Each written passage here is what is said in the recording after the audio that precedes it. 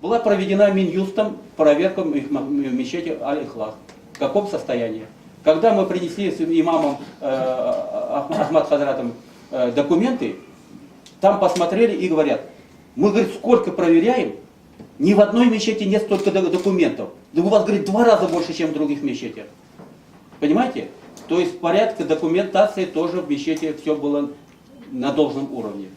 Но в связи с тем, что Махалля работает и не хочет быть побегушкой духовного управления мусульман, а жить по законам ближе шариата, вот, наверное, только из-за этого. Системалары үстәтү исламга һөҗүм бара хәзер. Акыллы дигәндә укыган университет биткән дин галимнәре хәзер булган мәхәлләләрне әкрен-әкрен урыннарын алалар. Аларның имамнары. Менә шуның дип кенә уйладым, чөнки хәзер укымаган, белмәгән урыс исламы дигән нәрсә уйлап чыгардылар. Россия исламы дип. Менә шуңа күрә шуны нигезсез рәвештә мысында бу мәчетне япканын беләдер. Шундыктан без Татар иҗтимагый үзәгенең идарәсендә президиумда карар кабул иттек. Алар Сарагач пресс-конференция үткәрәбез дип. Мәрхәмәт килегез, үткәрегез дидек. Журналистларга хәбәр итү сез журналистларга алар хәбәр иттеләр. Мин үзем шәхсән үзем хәбәр иттем. Ватаным Татарстанга, Мәдәни җомгага, Шәһри Казанга, тагын инде беренче мәртәбә шалтыратып әйттем, тагын Яңа гасыр телевидениесенә. Алар үзләре инде хәбәр иттеләр эфир һәм башкаларга. Алар нәрсә дип җавап бирәсез телефонда? Телефонда менә Яңа гасырны әйтләрендә килербез, карарбыз, хәбәр итәрбез, килергә тиешләр дип шулай диделәр. Ләкин менә әйткәннәрнең берсе дә килмәде. Димәк, Аль-Ихластан рәсми матбугат чаралары Аль-Ихласның рәсми матбугат чаралары читләшә, чөнки килгәч дөресен язарга туры килә. «Комсомольская правда» – одна из немногих федеральных изданий, которые представлены в Татарстане. Федеральные издания – это вот «Комсомольская правда» и газета «Коммерсант». Они имеют право издавать свою точку зрения, не навязанную республикой. Своя редакция у нас находится в Москве, федеральной. Поэтому мы не зависим от республики. Мы освещаем жизнь республики, показываем ее освещаемость со всех сторон. То есть показываем негатив и позитив, естественно. И об этих Аль-Ихласе тоже написали тоже пишем, с разных сторон. Да. И мнение их, и мнение федералов, и мнение... И мнение республики, да. властей, конечно. И как это было на самом деле. То есть мы приехали туда, отсняли все сами. Мы об этом узнали, то есть в соцсети о том, что сказать. Приехали, посмотрели. Господин газета «Молодежь Татарстана». Ильдус татарса bilmiyorsun? Ну вот, Белям, но я плохо говорю. Ну ладно, на русском тогда. Ильдус, вот как вы освещаете вот эти события? То есть есть у вас какие-то правила?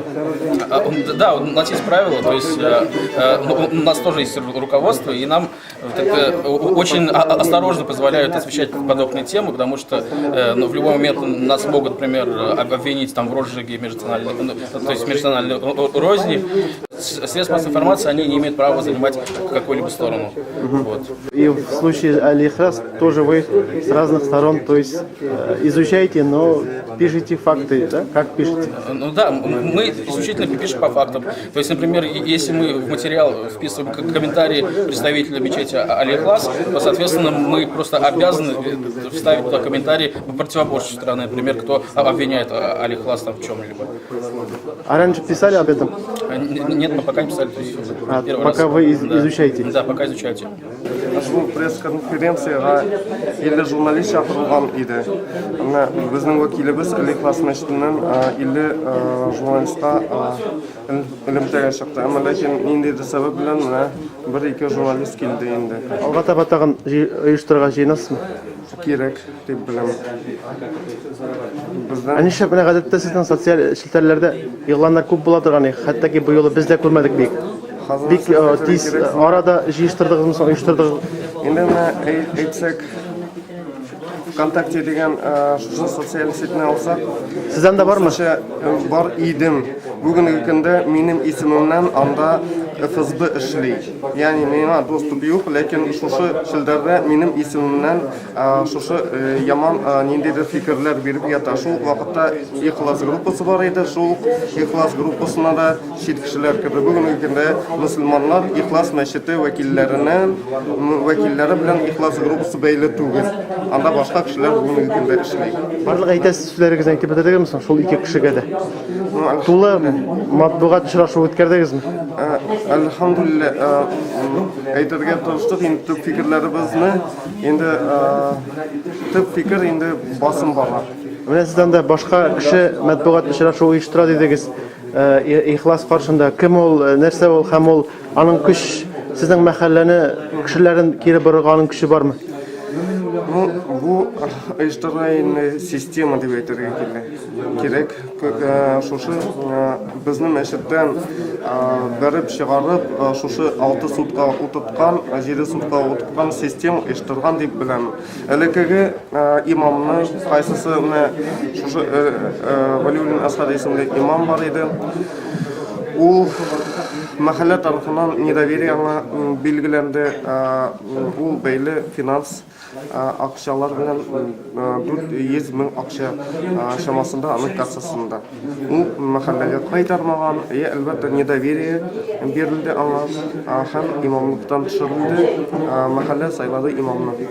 Мәхәллә сездәге кешеләр аларга кире кайтыр ул хәзрәт янына дип сез фаразлый аласызмы? Hiçbir şeksiz yok. Niçin şimdi kirip aytsın?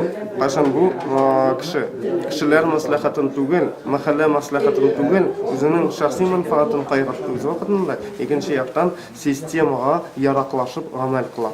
Шушы ихлас мәхәлләсе нишләптер сезне шитләштерде димме соң инде ят сүзләр белән антый башлады. Бу нәрсәгә бәйле?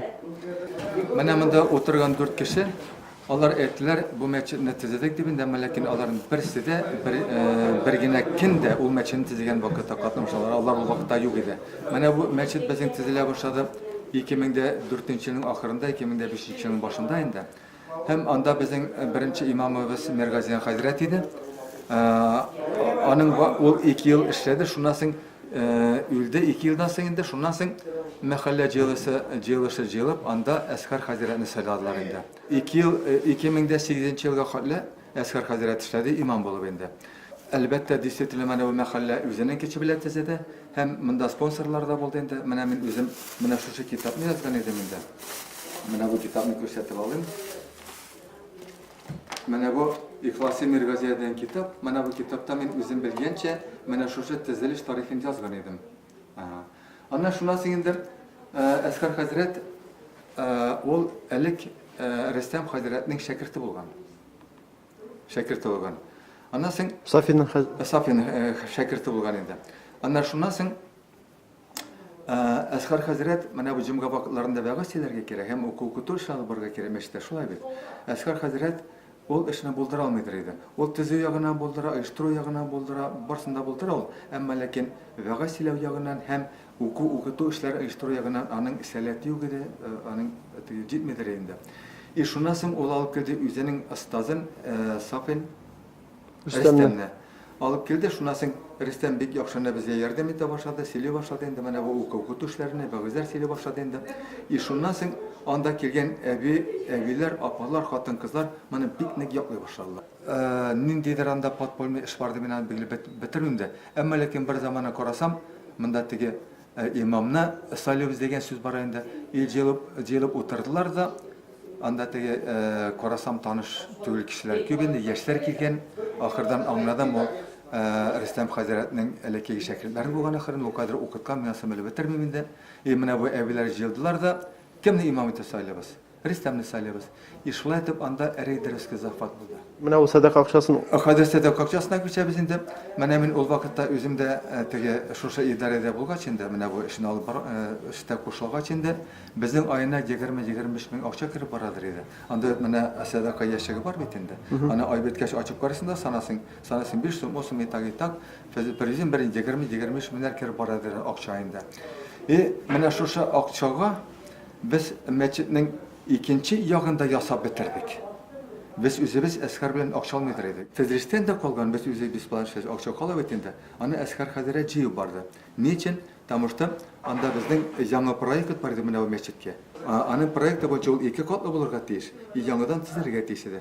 Без шуңа акчаны җыеп бардык инде. И шуңа хәзер менә булар килеп кергәч рейдерс белән дә. Хәзер нишләргә? Бу акчаны биргән бирмәскәме? Ул акча бит әскәр хәзерәнең кисәсендә түгел, ул банкта саклана бит ул. Бүгенге сөйләгән сүзләрендә әлбәттә дә дөрестлек бар, мин юк дип әйтмим инде. Но әмма ләкин әйтмәделәр менә бу ничек 2008 елда алар ничек рейдерс белән бәреп кирделәр, аны әйтмәделәр алар. Менә шуңа керә әйттем инде. Менә монда сез 4 кеше утырдыгыз. Хит берәрегез ул вакытта бер кирпич китердегезме шунда дип инде. Вот. Теге бер галанып китте. Ул бик яхшы адвокат шулай да бурга тишинде. Әмма ләкин ул адвокат үзен мөселман дип күрсәтә икән, ул вакытта гайбәткә керергә кирәкми. Аларны якларга кирәк булса, башка мөселманнар нишәсен хәзер? Минемчә, уйлавымча, менә нәрсә кирәк инде. Мондый вакытта без теге нигә нәрсәгездә колония яшәбез. Безгә берләшү, безгә мөселманнар яклау бик каты кирәк. Бик каты кирәк. Әмма ләкин алар тәкъдим иткән юл белән түгел. Анда менә бу мөселманнар бәлки миңа үземә дә мөфтият ышанмый торгандыр. Әмма ләкин мин каян алым яхшы мөселманны, мин каян алым яхшы мөфтиятны, мин каян алым яхшы мөфтине. Шул булган мөселман беләшергә кирәк. Булган мөфтият беләшергә кирәк. Булган татар беләшергә кирәк. Нинди генә теге ышанмаса да, күңелгә ятышлы булмаса да, Бу ихласына түгел. Бу тотасам буйлап бара. Монда ихлас бул просто аштан ачык зур тавыш купкан. Шынлыкта исә һәр районда диярлек менә шундый тавыш купкан. Мин үзем укыдым газетада, анда ничә йөзләп кеше имза куеп мөфтигә ачык хат җибәргән, ачык хат газетада. Сез безгә җибәргән кеше безгә ошамый, моңарчы яхшы кеше иде, ничә аны төшердегез приказ белән. Аксакаллар шурасы, аларның инде теге дөнья эшләре күп түгел. Алар пенсияда, алар рәхәтләнеп, уйланып, төзәт тәҗрибәсе зур. Дөньяви тормыш тәҗрибәсе зур. Менә аксакаллар шурасын ныгытырга, булдырырга кирәк дисеңме? Алар минемчә араларның бу мораль бурычы. Бернинди законда, бернинди анда сугышта, бер нәрсәдә тота алмый торган әйберне картлар үзенең фикерләре, акыллы киңәшләре белән тотатырга тиешләр, үзләренең абруйлары белән.